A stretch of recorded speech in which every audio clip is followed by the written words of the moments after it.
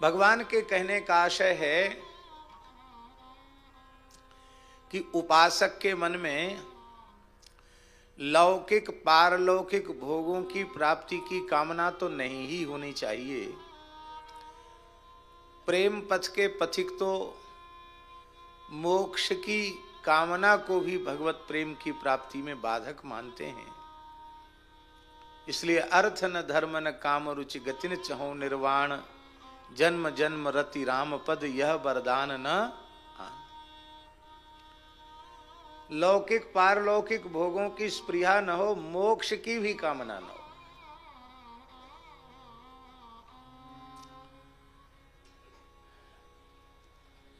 संसार से कुछ नहीं चाहिए, देवतांतर से कुछ नहीं चाहिए, कहां तक कहें भगवान से भी कुछ नहीं चाहिए।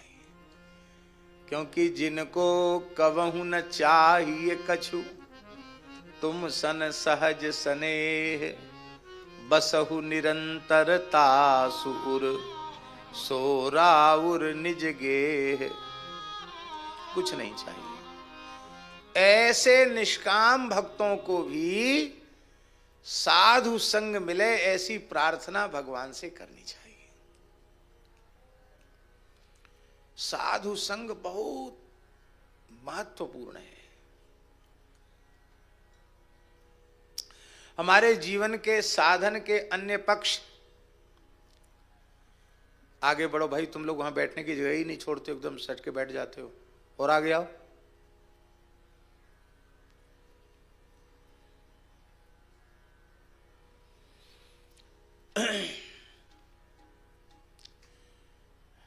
शास्त्री जी, साधन के अन्य अंग पक्ष शिथिल हो जाएं, किंतु साधु संग शिथिल न हो, ये निरंतर बना रहे, तो अन्य साधन के अंग न्यून होने पर भी परिपूर्ण हो जाते हैं। साधु संग की बहुत बड़ी महिमा है। यही कारण है कि जिन जिन महापुरुषों को, भाग्यशाली भक्तों को श्रीमद् भागवत में भगवत साक्षात्कार हुआ, उन सबने एक स्वर से भगवान के प्राण प्यारे भक्तों का संग मांगा है। भक्ति मुहु प्रभहताम त्वयि में प्रसंगो भवत भूयादनंत महता ममला सयानाम, येनान जसोलवण मुर्व्यसनम भवाब्धिम नेश्ये भवद गुण कथा मृतपान मत्तः। प्रहलाद जी भी यही कहते, ध्रुव जी भी यही कहते, अम्बरीश जी भी हैं। कामम च दास्ये न तु काम काम्या, यथोत्तम श्लोक जनाश्रयारति। सब यही चाहते हैं। वृत्त जी भी यही चाहते हैं। ममोत्तम श्लोक जनेषु सख्यम संसार चक्रे भ्रमतस्व कर्म भी, त्वन्मायि आत्मात्मजदार गेहे स्वासक्त चित्तस्य न नाथ भूयात्। हमको तो ऐसा लगता कई बार कि साधु संग की इच्छा भक्तों की तो रहती ही है, भगवान की भी इच्छा रहती है कि हमको अपने प्राण प्यारे संतों का संग मिले। ऐसी इच्छा न रहे तो उनके पीछे लगे लगे भगवान क्यों डोलें। निरपेक्षम मुनिम शांतम निर्वैरम समदर्शिनम, अनुब्रजाम्य हम नित्यम पूये ये त्यंघ्रि रेणु भी। ये भगवान का साधु संग ही है। तो इस प्रकार से इस संत संग की प्रार्थना करनी चाहिए। भगवान शिव सिंहासनारूढ़ श्री सीताराम जी की स्तुति करने के पश्चात उनसे मांग क्या रहे हैं। बार बार बर मांगी हो, हरसि देहु श्रीरंग, पद सरोज अनपायनी, भक्ति सदा सत्संग। आहा। अब प्रश्न उठा कि इन संतों के संग से मिलता क्या है, क्या लाभ होता है, इसका प्रत्यक्ष लाभ क्या है साधु संग का। तो आगे के श्लोक में उसका वर्णन कर रहे हैं। सताम प्रसंगान मम वीर्य संविदो भवन्ति हृत्कर्ण रसायना कथा तज्जोषणा दास्वपवर्ग वर्त्मनि श्रद्धा रतिर्भक्तिरनुक्रमिष्यति। जब कोई भाग्यशाली जीव भगवत भक्त अनुरागी प्रेमी संत चरणों में समर्पित होकर उनका संग करता है। संग शब्द का अर्थ आसक्ति है और प्र उपसर्ग लग गया, माने संत चरणों में जब कोई जीव दृढ़ासक्ति करने लग जाता है तो जिस किसी के प्रति आसक्ति हो जाती है सुदृढ़, बारंबार उसका चिंतन होता है, उसका स्मरण होता है, उसकी चर्चा होती है और यह अभिलाषा बनी रहती है कि किसी भी प्रकार से और उनकी सन्निधि हमको मिल जाए। जब अवसर मिले, गुजरात के एक सज्जन थे, दरबार थे, क्षत्रिय परिवार के थे, राज सिंह जी राजभा। वो ऐसे विचित्र थे, छोटा मोटा काम करते थे, कोयले का काय का काम। तो कई बार काम धंधे के लिए निकलते और चुपचाप, काम तो हुआ नहीं तो बोले चलो वृंदावन ही हुआ, मैं वृंदावन आ जाते। यहां आने के बाद सब भूल जाते हैं। अब ये कैसे होता है? धाम के प्रति आसक्ति, संतों के प्रति जो आसक्ति है वो उनके उस गृहस्थोचित कर्तव्य कर्म व्यवहार कर्म से भी कई बार उन्हें सर्वथा विरत कर देती थी। ऐसे कितने उदाहरण हैं। तो जब वह व्यक्ति बारंबार संतों का संग करता है और वे संत पुरुष यह अनुभव कर लेते हैं कि यह हृदय से हमसे प्रेम कर रहा है, तो उसकी प्रीति को, उसके भाव को वो अपने से जोड़कर नहीं रखते, किंतु उसकी प्रीति को वो भगवान के चरणों में अर्पित कर देते हैं। उसके प्रेम संबंध को, उसकी आसक्ति को अपने से न जोड़कर भगवान से जोड़ देते हैं। पूज्य स्वामी श्री राम सुखदास जी महाराज कहते थे, सच्चे संत सच्चे गुरु अपने से नहीं जोड़ते, भगवान से जोड़ते हैं, भगवान से जोड़ देते हैं। ऐसे भी लोगों की कमी नहीं है जो भगवान से विमुख करा देते हैं, अपने से जोड़ लेते हैं। ऐसे लोग भी हैं, पर संत ऐसे नहीं होते हैं। वो भगवान से जोड़ते हैं, अपने से नहीं जोड़ते हैं। जोड़ने का साधन क्या है, तरीका क्या है? बोले सताम प्रसंगान मम वीर्य संविदा। वस्तुतः सत्पुरुषों की परिभाषा ही है मम वीर्य संविदा।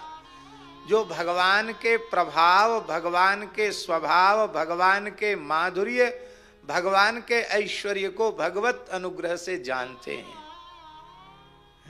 उन्हीं में जिनका चित्त निरंतर रमण करता रहता है, वे मेरे प्रभाव स्वभाव महात्म्य को जानने वाले संत कृपा पूर्वक अपने अनुगत को बारंबार मेरे नाम रूप गुण लीला की चर्चा सुनाते हैं। तो भवंति हृत कर्ण रसायना कथा। हृदय में ही भवरोग लगा हुआ है।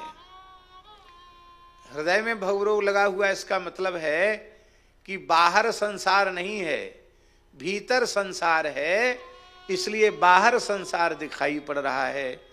भीतर युगलवर श्यामा श्याम बस जाएं तो फिर जित देखो तित श्याम मई है।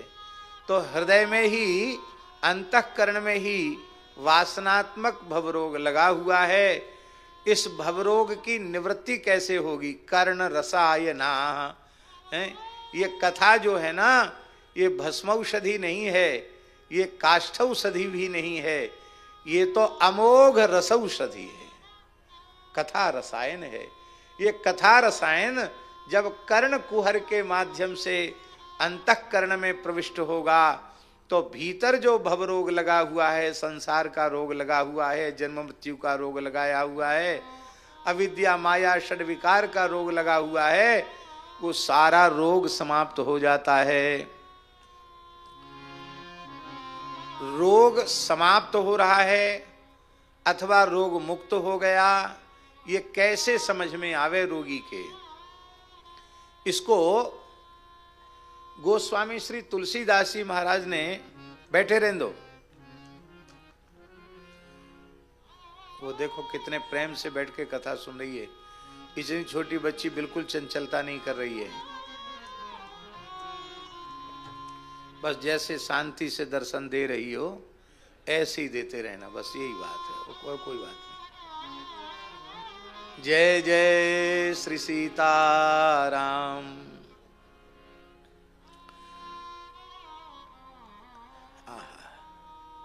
गोस्वामी जी ने इसका उदाहरण दिया है, शास्त्री जी। रोग मुक्ति का लक्षण क्या है? सुमति क्षुधा बाढ़े नित नई, सुमति क्षुधा बाढ़े नित नई, विषय आस दुर्बलता गई, विषय आस दुर्बलता गई। रोगी को खुल के भूख लगने लग जाए और खाया पिया हुआ बढ़िया से पचने लग जाए, खुल के भूख लगने लग जाए और ठीक से नींद आने लग जाए, चित्त की घबराहट व्याकुलता सब कुछ न रह जाए, तब डॉक्टर कहता कि अब इनको तुमको दवाई खाने की आवश्यकता नहीं है, अब हो गया तुम्हारा काम, बस पथ्य से रहो और सब काम ठीक है तुम्हारा। तो हमारे भवरोग का समन साधु संग से हुआ है, भगवत भागवत चरित्र श्रवण से हुआ है। ये साधक को कैसे पता चले? बोले तज्जोषणात्, श्रवण की बुभुक्षा जागृत हो जाती है। जुषी प्रीति सेवन यो, प्रेम पूर्वक सेवन का अर्थ बतला रही है धातु। तो तज्जोषणात्, प्रेम पूर्वक जब भगवत चरित्रों का वह श्रवण करने लग जाता है, श्रवण की भूख जब उसे जग जाती है, और प्रेम पूर्वक माने सुनना अलग है गुरुजी और आस्वादन करना अलग है। वो आस्वादन स्वाद लेने लग जाता है जब भगवत चरित्रों का, तो उससे क्या लाभ होता है? आसु अपवर्ग वर्तमनी श्रद्धा। सत्संग का, साधु संग का, भगवत भागवत चरित्र श्रवण का प्रथम लाभ है अपवर्ग वर्तमनी श्रद्धा। जिस व्यक्ति की जहां श्रद्धा होती है उसका समग्र पुरुषार्थ, समग्र प्रयत्न वहीं होता है। व्यापारी की व्यापार में श्रद्धा है तो उसको सावधान थोड़ी करना पड़ता है कि मन लगा के व्यापार करो, ध्यान से करो, ठीक से करो, तो दिमाग ही उसका उसी में लगा रहता है। खाना पीना सोना जगना भी सब व्यापार के लिए है उसका। विद्यार्थी की अध्ययन में यदि श्रद्धा है तो अनेक प्रतिकूलताएं होने के बाद भी और वो स्वाध्याय कर लेता है, अध्ययन कर लेता है। हमारे पूज्य सदगुरुदेव श्री भक्तमाली जी महाराज बताते थे, काशी में जब पढ़ते थे महाराज जी तो कहते थे कि अंग्रेजी जमाना था और भारी विपन्नता की स्थिति थी काशी में भी। विशेष योग्य छात्रों को थोड़ी सी छात्रवृत्ति मिलती थी, उसमें कमरे का किराया भी देना है, तेल ज्यादा खर्च न हो जाए, अंडी का तेल, तो पढ़ने के बाद तुरंत उसको बुझा दिया जाता था, फिर अंधेरे में ही पढ़ने पढ़ाने का काम किया जाता था। जहाँ रहने की व्यवस्था है वहाँ खाने की व्यवस्था नहीं, दौड़ लगाकर क्षेत्र में जाना पड़ता था, वहाँ से जो कुछ मिले वो अमृत है। पर उस जमाने में क्षेत्रों में बड़ी पवित्रता से ब्राह्मण ही रसोई बनाते थे और वे देते थे। व्रत का दिन होता है तो 2-2 केला मिलते थे, महाराज जी बताते। और पढ़ना भी है, और इस तरह से कष्ट पूर्वक आहार का संग्रह किया जाता था। अब फिर भी इतनी असुविधाओं में भी बड़े बड़े पंडित हो गए। आज बहुत सुविधाएं हैं, एक ही जगह सब कुछ पढ़ने को उपलब्ध है, लेकिन फिर भी अध्ययन में श्रद्धा ही नहीं है। तो श्रद्धा ही नहीं है तो कैसे होगा? ठीक यही बात भगवत भजन की है, भगवत सेवा की है, भगवत स्मरण की है। प्रहलाद जी के जीवन में कितनी बाधाएं आईं, मीरा जी के जीवन में कितनी बाधाएं आईं, पर उनका भजन कहीं प्रभावित नहीं हुआ, क्योंकि भजन के मार्ग में उनकी श्रद्धा है। जब तक भगवत प्राप्ति के पथ में श्रद्धा उत्पन्न नहीं होगी, बहुत ध्यान देकर समझने की बात है, जब तक भगवत प्राप्ति के पथ में श्रद्धा उत्पन्न नहीं होगी, तब तक भगवत प्राप्ति के लिए उपयुक्त जैसा जीवन होना चाहिए वैसा जीवन नहीं बनेगा। तब तक उस प्रकार का न तो जीवन बनेगा, न वैसा साधन बनेगा। इसलिए सबसे पहली आवश्यकता है आसु अपवर्ग वर्तमनी श्रद्धा। श्री नरेश भैया जी आ गए हैं, उनको आदर पूर्वक बिठावें वहां।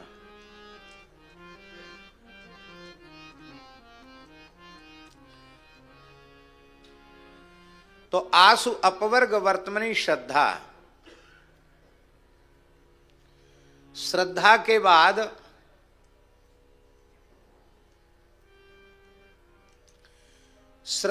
बाद रति है। साधन में प्रवृत्ति बिना श्रद्धा के नहीं होगी।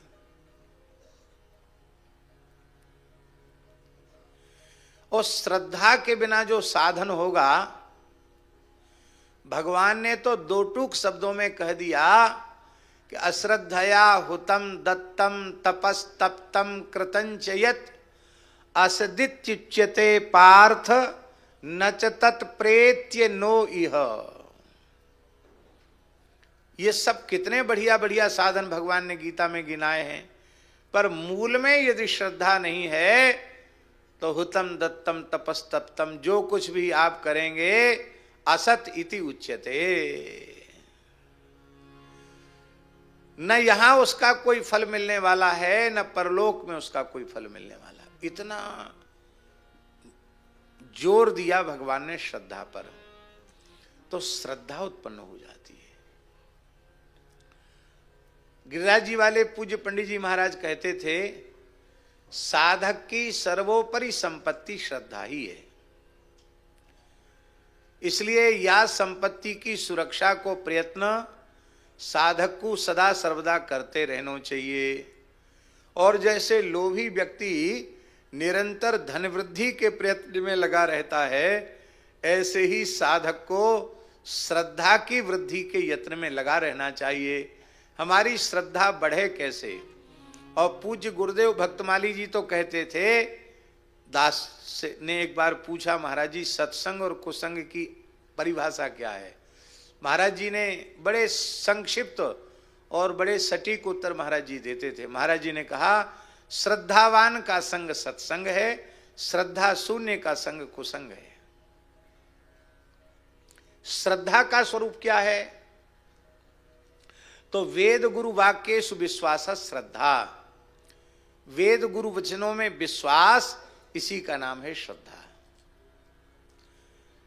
केवल वेद वाक्य सुविश्वास श्रद्धा नहीं, और केवल गुरु वाक्य सुविश्वास श्रद्धा नहीं, समुदित लक्षण बनाना पड़ेगा। वेद गुरु वाक्य सुविश्वास श्रद्धा।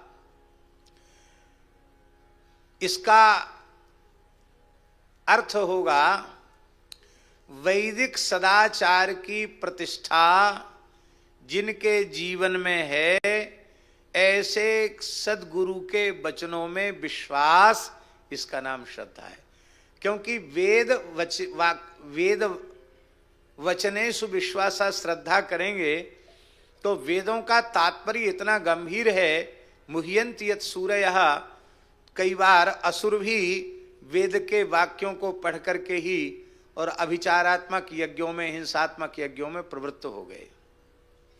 दुहाई तो वो भी वेद की देते कि नहीं। इसलिए बुद्ध भगवान को कहना पड़ा, निंदसी यज्ञ विधे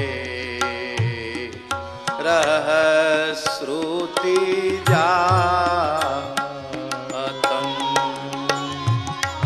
निंदसी यज्ञ विधे रह श्रुति